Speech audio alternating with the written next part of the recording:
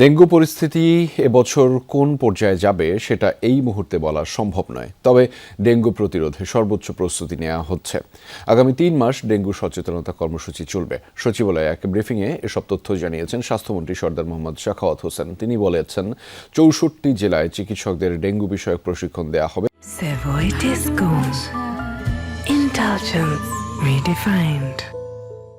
ব্রিফিংয়ে স্বাস্থ্যমন্ত্রী আরও জানিয়েছেন, মশার উৎপত্তিস্থল ধ্বংস করতে সিটি কর্পোরেশন মোবাইল কোর্টের মাধ্যমে পরিচ্ছন্নতা অভিযান চালাবে। মন্ত্রী বলেন, ডেঙ্গু পরিস্থিতি এবছর কোন পর্যায়ে যাবে সেটা এই মুহূর্তে বলা সম্ভব নয়। তবে ডেঙ্গু প্রতিরোধে সর্বোচ্চ প্রস্তুতি গ্রহণ করা হচ্ছে।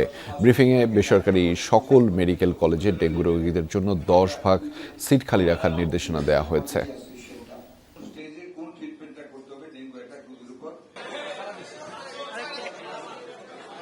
পরিচ্ছন্নতা অভিযান ডিচ, মজাপুকুর, ক্যানেল, গাড়ির গ্যারেজে ধুয়ে টিপার ভিতরে পানি রাখে, এগুলি বাড়ির ছাদ আমরা ম্যান্ডেটরি করবো মোবাইল কোড দিয়ে।